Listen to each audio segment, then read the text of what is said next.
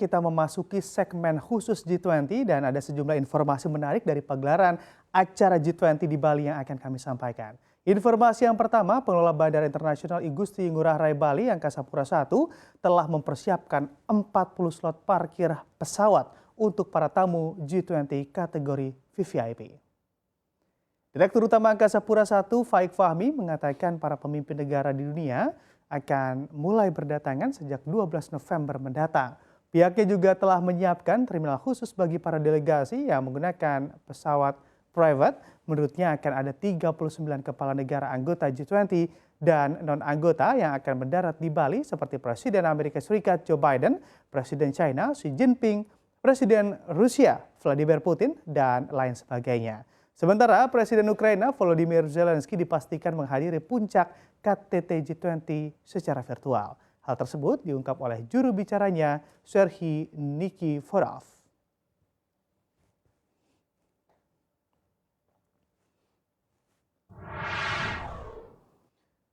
Informasi selanjutnya, lembaga penjamin simpanan menyoroti pentingnya keamanan cyber dan manajemen resiko bagi regulator. Ancaman cyber juga menjadi ancaman bagi industri keuangan tak terkecuali perbankan dan lembaga lain yang memiliki data nasabah. Ketua Dewan Komisioner Lembaga Penjamin Simpanan Purbaya Yudi Sadewa mengungkapkan LPS kerap mendapatkan serangan cyber yang jumlahnya tidak main-main. Padahal lembaga atau organisasi penjamin simpanan sangat bergantung pada teknologi untuk operasi sehari-hari dan sejumlah informasi sensitif disimpan serta diproses secara digital. Sehingga semakin banyak ancaman keamanan cyber yang dihadapi. Melihat situasi ini, Purbaya pun menjelaskan LPS berinvestasi ratusan miliar rupiah untuk meningkatkan keamanan sistem cybernya. Hal tersebut disampaikan pada konferensi pers side event G20 yang digelar di Westin Nusa Dua Bali pada Rabu siang.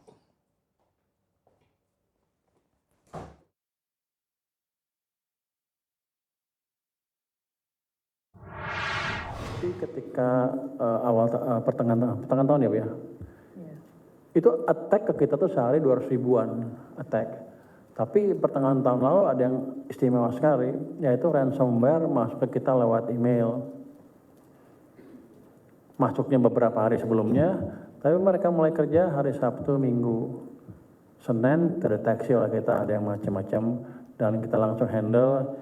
Kita berantem sama hacker langsung tuh, katanya teman-teman kita langsung online rebutan keyboard, virtual keyboard, dan kita menang.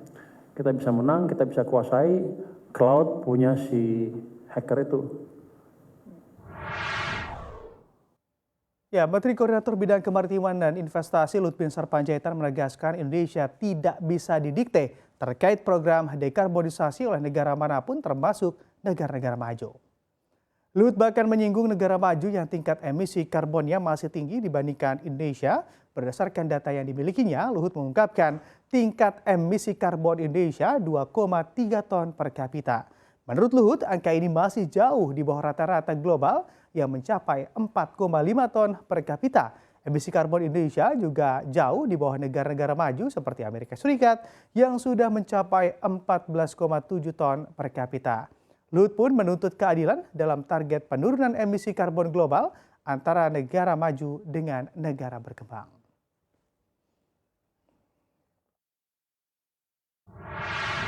Country, here you look at 14.7 ton per capita. So I said to all of them, hey, look, it's unfair to do like this, while we are still 2.3. Developed country are already here. So what I propose, you have to do like this, and then we go like this. So then we have opportunity also to improve or to increase our industry. That's, I think, the idea. If you look at Indonesia, the yellow one here, the developed country, the red one. So that's Indonesia. So nobody can dictate us. You have to do this. Look at the number.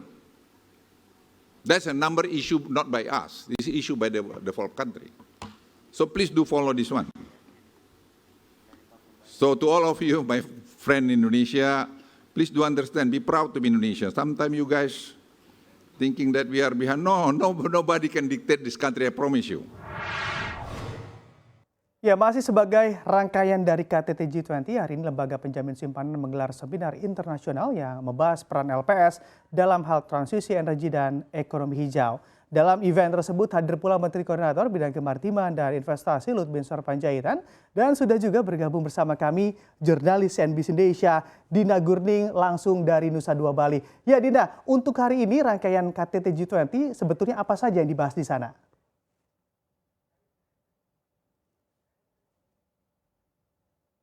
Ya, Bram dan juga pemirsa, memang hari ini yang sudah digelar masih sebagai rangkaian dari perhelatan internasional KTT G20 yang kemarin juga sudah mulai dilakukan oleh Lembaga Penjamin Simpanan adalah seminar internasional yang dihadiri oleh 30 negara. Kalau kemarin topiknya adalah berbicara soal keamanan cyber, hari ini topiknya khusus mengenai climate change, perubahan iklim, dan pentingnya bertransisi ke keuangan dan juga ekonomi hijau. Dan lebih spesifik memang kalau bicara soal LPS selama ini berbicara soal permasalahan yang dialami oleh perbankan begitu. Namun hari ini ada yang berbeda karena memang Lembaga Penjamin Simpanan ini menyatakan kontribusinya terhadap upaya pemerintah pusat untuk bertransisi ke ekonomi hijau. Dan lebih spesifik lagi memang seminar pada hari ini yang memang merupakan bentuk atau upaya untuk mendukung pemerintah dalam mencapai targetnya pada 2060 mendatang yakni net zero emission. Ini memang membahas topik-topik penyusunan kebijakan dan yang kaitannya dengan memerangi dampak perubahan iklim dan implikasinya serta inisiatif hijau untuk industri keuangan, di mana pada seminar hari ini juga dihadiri oleh lembaga-lembaga penjamin simpanan dari berbagai negara, dan hasil dari forum pada siang hari ini yang memang masih berlangsung ini akan diberikan ke lembaga-lembaga terkait untuk menjadi rekomendasi. Bram. Oke, baik Dina. Menurut informasi, Menteri Koordinator Bidang Kemaritiman dan juga Investasi Luhut Binsar Panjaitan juga hadir di sana. Apa saja yang disampaikan oleh beliau?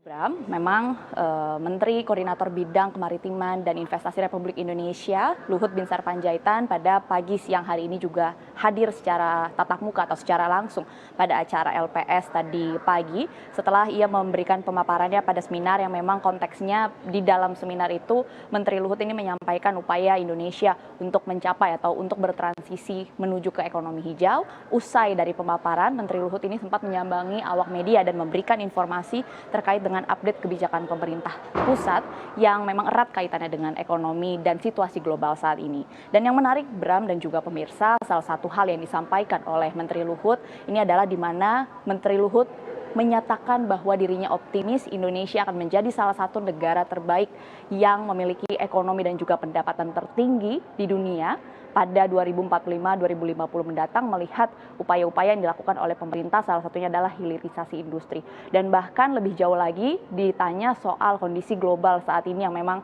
seperti kita ketahui geopolitik dunia sedang panas, ekonomi sedang tidak baik-baik saja dan mengakibatkan ke krisis energi. Menteri Luhut juga optimis bahwa Indonesia akan menjadi salah satu negara yang tidak mengimpor minyak mentah begitu.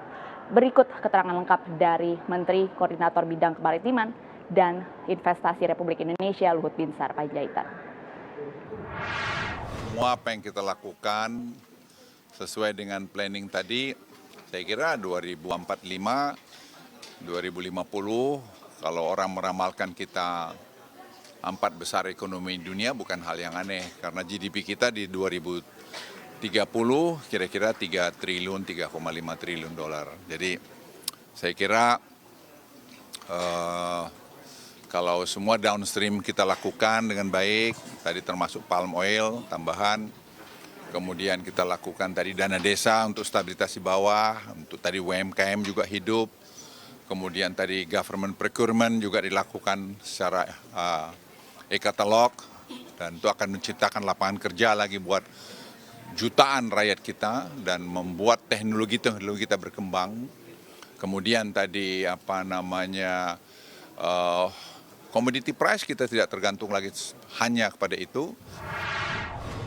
Ya pemirsa, itu tadi wrap up atau kesimpulan dari acara hari ini, dan CNBC Indonesia akan terus menyampaikan update kepada Anda langsung dari Nusa Dua Bali sejak tanggal 8 hingga tanggal 18 November mendatang. Demikian, kembali ke Bram.